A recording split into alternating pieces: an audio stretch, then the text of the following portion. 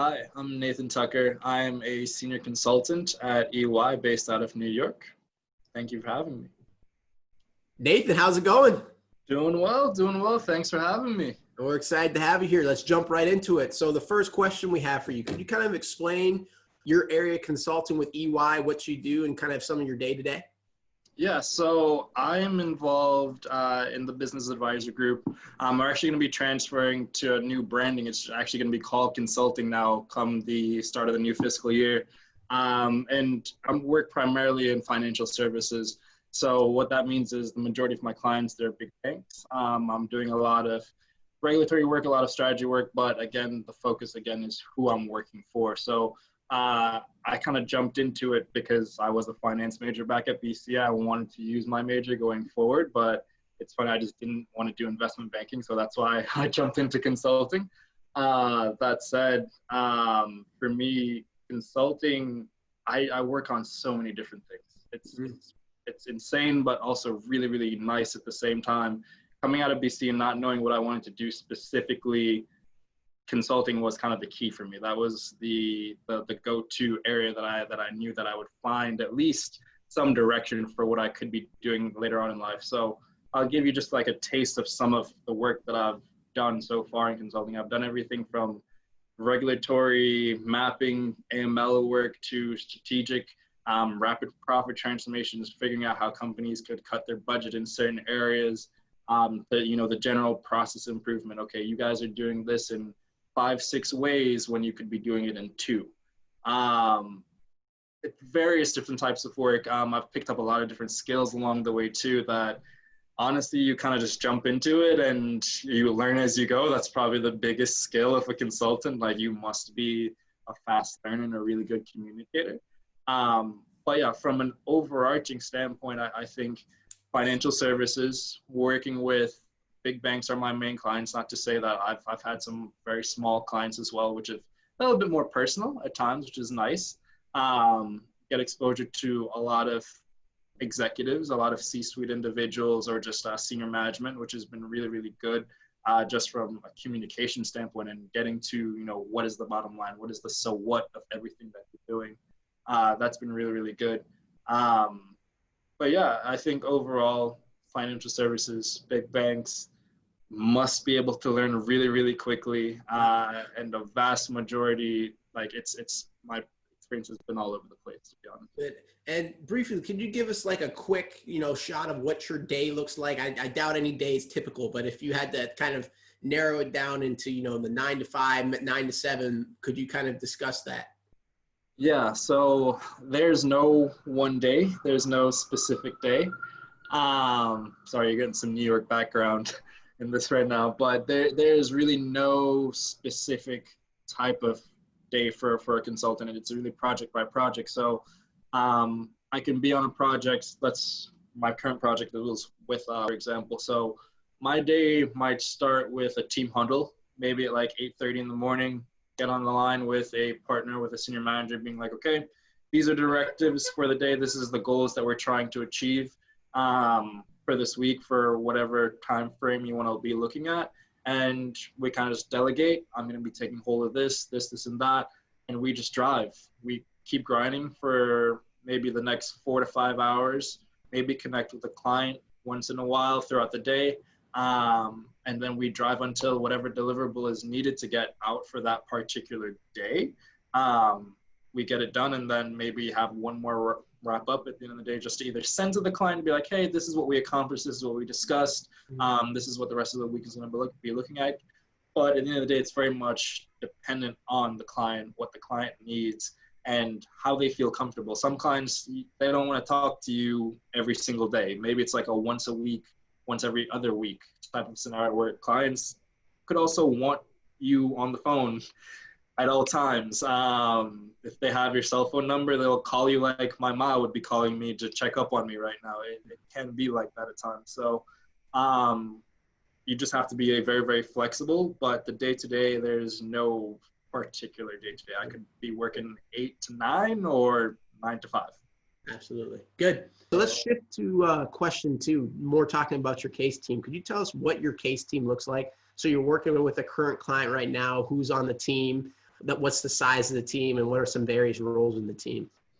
Right. So, like I said before, as a consultant, you kind of jump from project to project, and that team, it can be extremely different between projects and during the project as well. So, for example, the work that I'm doing right now, again, my client is Wells Fargo. My team, we're initiating a project at the moment, which is always super exciting to me because you kind of get to see you get the exposure from the C-suite to kind of get that directive of, okay, this is what we need to be doing. So my team right now is myself, a senior manager, and a staff. It's a 3-man team, and we're going to be driving the strategy and roadmap that could probably blow up into a 100-person team in the next 3 weeks. It really is dependent. You can see teams upscale and downscale depending on random things that you might not even be in your control. It could be very much a budget thing. We could have already hit our milestones or hit the goals a lot earlier, or we just want to kind of redirect and use whatever remaining budget we have to kick off a different phase of work, so overall, from a team size perspective, fast, it could be immense to tiny. That said, like from the makeup of the teams, you'll usually have at least one manager running the project. You'll have that engagement partner that's really doing the behind the work sales focused orientation with the client. But for the on the ground, you'll have at least one manager. Staff and seniors, they kind of do a lot of the heavy lifting. So you'll always have at least one senior on the engagement. And then the manager is kind of that like middle ground. Senior manager is kind of like middle ground between, okay, the heavy lifting has been done. We've processed it. We've analyzed everything that we need to do. Now let's refine how we're going to communicate this to kind of get to that higher level. So it varies, but at the end of the day, I think the structure or the communication channels are very similar across, even though the team sizes can be vastly different. So now transitioning into question 3, breaking into, strategy consultant. I'm a freshman, sophomore, junior, senior at BC, and I'm interested in, EY or a similar competitor. What are some of what do they look for in a candidate? All right. I can tell you what are some of the good skill sets to have. My path to become a consultant, I was very much in the right place at the right time, and BC has a lot to do with this. Some of the Jesuits back on campus have a lot to do with this. But in terms of just general skill sets that I would definitely recommend, getting on top of even now, even if you're a freshman, like PowerPoint, Excel, communication. This is like a consultant's bread and butter, no matter what type of consulting you're doing. You must be able to analyze a lot of data in a very short amount of time, make some meaningful conclusions as to what I'm looking at. Because at the end of the day, like everyone needs to know their audience. And this ties back to communication. You must know your audience. You must know why you're in a room and why you're doing the work that you're doing. And in order to arrive at the conclusion that people are looking for. That said, you also need to be able to present all of your findings in a very succinct manner that someone can either take that PowerPoint deck away and walk away from it. Let's say your meeting gets canceled. They need to know exactly what's been going on and everything that you've done just by reading your deck. That said, when you're presenting, it shouldn't be so full that I'm going to be struggling to read every single detail while you're presenting, And there's kind of lines of thought around, the perfect deck, but I feel like every consultant has their preference on that front. For me, when I was going through the process of getting to EY, becoming a consultant, again, right place at the right time. So I don't know, some people might know him, but a very prolific figure, I would say, on the BC campus is Father Michael. Father Michael has been a huge help to me, no doubt about it, and a huge help to many. That said, he helped me get to where I am today. He kind of pushed me to go to different conferences that EY had held. And as a freshman, I wasn't even concerned about an internship. I just got to college. I was there to enjoy myself and just learn while I could. But getting into those conferences to kind of get a better idea of, okay, this is how you're supposed to be in a professional setting. I think that is step number one. You can't just wear the suit and show up. You have to know how to carry yourself, depending on who you're around. It's a little bit of code switching, no doubt about it, but it's very critical, just in general. So for me, I went to the conferences. It's funny because at the end of the first conference, I actually got a call from a recruiter that just happened to be in the room, because I happened to ask one question, and it was the right question. This was probably the only time I participated in the entire conference, but I just, I was like, you know what? Let me just throw my hand up, ask a question. He turned to the person next to him, and it's funny because this recruiter tells me the story years after. Turned to the person next to him, and he's like, oh, who is that guy that just asked a question? The person he turned to was the person that got me into the conference, that is good friends with Father Michael. And I don't know what that conversation was, but it got me a phone call with this recruiter, From there, I went out to Super Day. I did the back-to-back interviews, and it's I don't know how I got the job, because I remember those interviews very distinctly. That first interview, I roasted the guy on his soccer team. It was a terrible team, and he was my counselor actually at EY years later, and we were still really, really good friends. But I roasted him on his soccer team. I think it was like Birmingham City, but it was just terrible. And we talked for 40 minutes about soccer, and we just vibed really, really well. He told me during that interview that the number one thing that consultants or recruiters even look for consultants anyways, is, okay, if I am stuck on a plane with you for 3 hours, will I want to kill you at the end of those 3 hours? Because that is a very real reality, It's about being very personable, being very open, and, any day, like any one of your teams that you're on, you can be stuck in a room with these guys, not to scare anyone, but you can be stuck in a room crunching numbers till the next morning. Yep. You still need to be able to just sit down, have a laugh, get some coffee, kind of like you have to be able to unwind and just be personable. And that's something that was evident from the very first interview that I had. That said, on that second interview that I had during Super Day, this is why I thought I didn't get the job. First question he asked me, he was like, so tell me about the Big Four. And I can't make this up, I had no idea what the Big Four was. I walked into EY not knowing what the Big Four was. That said, and I mean, this was just a lapse in my research at the time, but I went through the interview. I somehow weaseled my way out of that initial question or initial hump. But it's also about being quick on your feet, and just being able to adapt. And maybe the recruiter at that, or the interview at the time, kind of caught on to that, and he just let it go. But that's kind of how I got in. A few weeks later, I got a phone call asking me to come back for an internship, and I took that offer. I took the offer, came back that summer after my freshman year, and I was the lazy person in CSOM that I didn't go anywhere else. I was Mr. EY from then on. I kind of just kept getting rehired from EY, and I was like, sure, I can walk past every career fair in my flip-flops. I do not recommend that, but it was a really good feeling just to be able to do that. And EY is a great place. So I think I kind of lucked out on multiple fronts, to be honest with you. So now briefly, so you were in this Carroll School. Does EY specifically look for business majors or anything? Are they looking for math, or what are they looking for? So EY, I saw them a lot in CSOM. I think you will find a lot of those, the Big Four, a lot of financial services companies within the CSOM building. That said, you can be any major you want to be and be a consultant. It is not limited by any means. You just have to get through the door to get that interview. And once you're there, I could teach someone how to do my job in weeks, easily. That said, it's about how you think, right? So one of the big things that you're going to experience once you're going through that entire process of, getting that internship and getting the full-time offer is you're going to have to go through a case competition or a case study. And that's where they'll probably test your observation skills.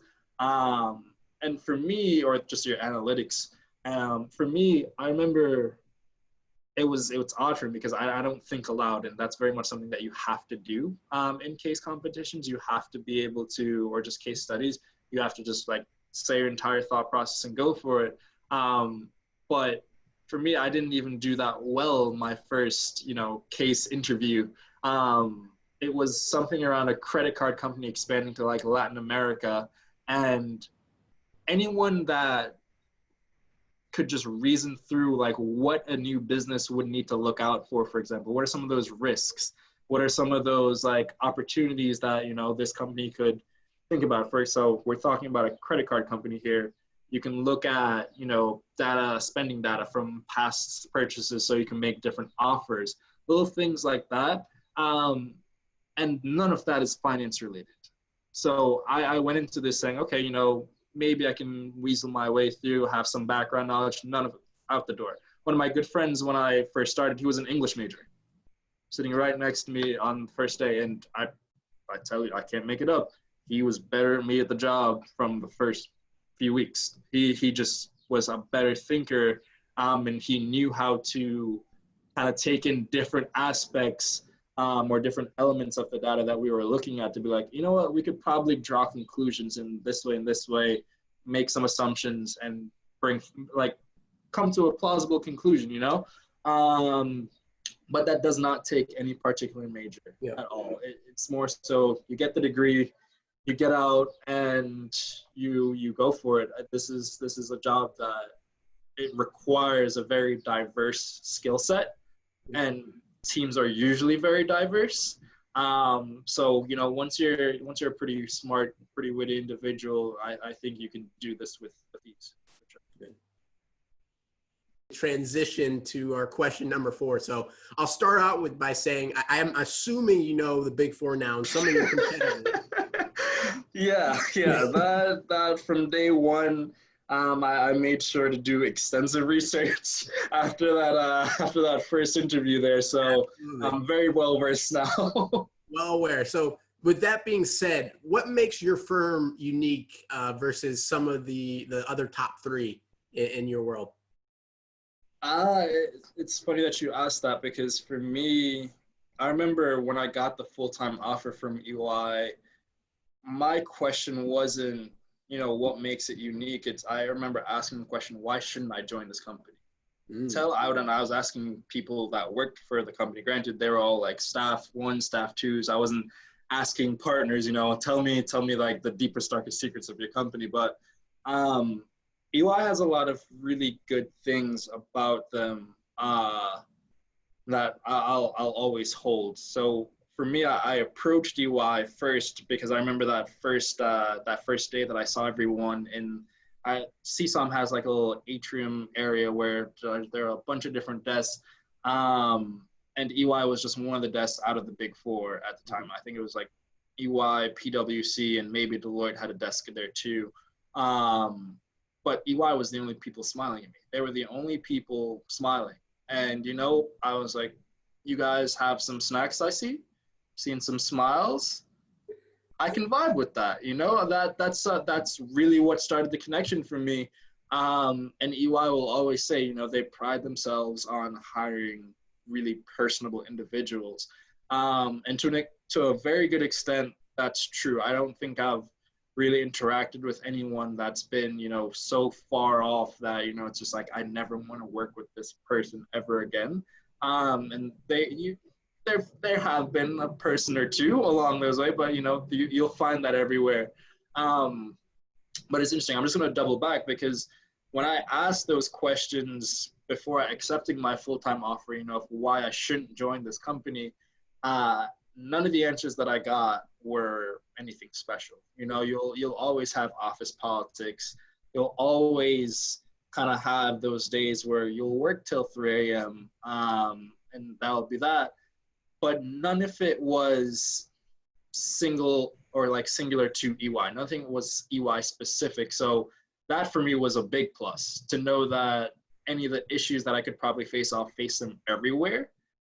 Fine, that's cool, because for the little community that EY has tried to build, it was worth a lot more to me. EY very much prides themselves on trying to build that family. I mean, like you have counseling groups, you have little mentorship circles, and there are a whole lot of resources. At times, I think there's so many resources that the majority of people might not even know that they exist, which, I mean, sure, the communication could be better, but the resources are there. And even just with everything that's going on with this crisis, with the pandemic, with the racial tensions, I've gotten calls from partners that maybe I haven't spoken to in like 2-3 months. People that got me through the door during my internship that I met years ago while back at BC, they called me and they're like, Nate, we haven't talked. How are you doing? How are you holding up? How's your family? And that's all that they needed. Usually if I get a call from a partner, I'm sweating because they usually have a lot of work that I need to do, or I just can't really say no to. So these last few weeks, I've gotten a lot of just very personal calls of people saying, hey, I'm really just checking in on you and the family. Like, how are you guys doing? And for me, that, I know I have people that work or I have friends that work at other big four companies, at other big financial services companies, but they don't get those calls. And I think EY has stressed that a lot. You know, that they've opened up a lot of forums for just open communication around things like this. But I know other firms are doing their own scenario, but I think that's what EY is really like. They're checking a couple of boxes for me that I didn't even think to have there in the first place. They're trying to kind of enforce that family-oriented view. They'll listen to you when you bring up an issue. You kind of just have to have like the right personnel there with you at the time, but they'll always be the right personnel. You just have to find them, you know? I think that's maybe the detriment of EY. There's so much that you can have and so much that you can do. It's just finding it and the right time and place for it all, you know? But I really do think that even in terms of the big four, I'll say that I think EY is the better of the big four to work for. You know, from a consulting standpoint, maybe it's not the leader. It's probably not the leader in consulting that I think about it. That said, to work for, I would go for it. I would definitely go for it. Having the conversations with my friends at the other big four, I think we focus on people just a little bit more before focusing on these are the goals that we need to hit. Because at the end of the day, if the people aren't happy, you're not going to hit those goals, regardless of what happened. You're just not going to do it. And I think EY is very well aware of that, and there are just a few things in place to make sure that, you know, you're okay at the end of the day. So there's a great saying by, I believe it's Peter Drucker, that culture eats strategy for lunch or for breakfast every day. And your answer was culture through and through. Yeah. So that's awesome to hear about UI. So kind of finally, last question, what advice would you give to a young student that's looking to get into strategy consulting? What advice? The very first thing, not even specific to strategy consulting, but consulting in general, is be flexible. That is very, very key to any project that you're on, to being on the bench and having to choose a project. It's being flexible and just being open to all the opportunities that are there. Again, UI has so much to offer in terms of the vast amount of projects and just topics that you could be working on. And there's a good chance you will know nothing about a project that you're jumping into, but you just have to be flexible and be open to learning about that. Number two would be try to improve your communication skills. That is, like, I will think that I'm a good communicator, but at the end of the day, I will always find someone that's better. I will always, I'll look at a partner and he'll explain something that I'll explain in 2 sentences. He'll explain it in a couple words. And it's just that much more effective. It's, you'll remember those couple of words versus the 2 sentences, and he just gets to the point very, very quickly. So be flexible, have really, really good communication. And that's something that, for me, talk to as many different people as you can, because at the end of the day, your clients, the people that you work with, they will be from all over the world. very different, vast backgrounds. So that's just so key. How you interact with people is a very big deal, and it's the key to success. At the end of the day, you want people to feel comfortable around you, especially the clients. So flexible communication, and just be eager to learn. I think that is, yeah, these three are probably the best three that I can give. Being eager to learn. At the end of the day, for me, I've had to have so many perspective shifts about some of the topics that I was working on, because nothing is always rosy. When you're working on like a regulatory mapping engagement, after maybe week number 2, it's not going to be that exciting, you know? That said, like, think about why you're doing this and how this could be applicable to your long-term goal. Like, my long-term goal is to be a COO. I will likely have to learn something about this in order to be a good COO, even if it's just the minutest of things, you know? So for me, I even though some of the projects that I run onto, they're not the most thrilling, or they don't seem as exciting. I'm not flying out anywhere cool. If I can learn something that will help me get to my long-term goal, that is perfect. If you don't have a long-term goal, be a jack of all trades, because it could help you figure out what you want to do. Don't be shy to just don't limit yourself, I guess, at the end of the day, because at the end of the day, like, you want to have that core consulting background of, you know, the PowerPoint, the Excel, the communication, sure, but the doors will open when you say yes to different things and perform on those things. And I can't stress that enough. Like, you have to learn how to say no, no doubt about it. Like, definitely manage yourself, manage your mental health and all that, because it can be a very taxing career. That said, you definitely should never ever limit yourself from what you can learn, and what you can experience, because you can go all over the world and learn the most amazing things about, you know, people and content, but that could all have come from one yes and one project. That's just how consulting is. That's the nature of the beast. So that's probably the top 3 that I can give you right there. That's awesome, Nate. It's been a pleasure. Those are some salient points, and it's been a pleasure having you on today, man. I really appreciate you coming, and really appreciate you giving back to BC, the students. They'll be grateful. No, I appreciate it. Thank you so much. Definitely let me know how I can be of any assistance going forward. Absolutely. Nate, if last question, if a student really resonated with what you said, you know, can connect with you, what's the best way to get in contact with you? So I do check my LinkedIn quite a bit. That's always a platform that I'm freely available on. We can connect there. My work email is just nathan.a.tucker@ey.com. Very to the point. Feel free to shoot me an email. I'll check that. I check that a lot. I don't have my Gmail notifications on, but that email notification, that's always on. So that's probably a very easy way to connect with me too. Great. Yeah, those 2 are probably the best ways to get a hold of me. Great. We'll put that in the show notes. Nate, it's been a pleasure. Absolutely. Thank you so much, Drew. Appreciate it. Have a good one. Go BC! Got the shirt. Super fan.